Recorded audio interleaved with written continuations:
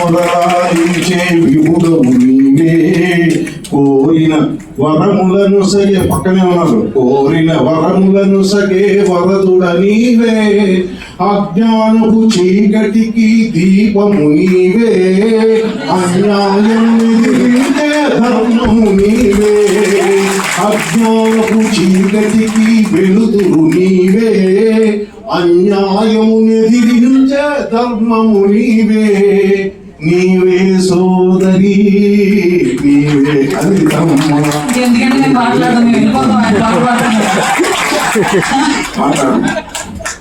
కాగితం చూసారా? సాధారణంగా ఉండదు కాగితం నా చేతులు. అటువంటి కాగితం రాసుకుని వచ్చాను, నేను మొత్తం తీస్తాను.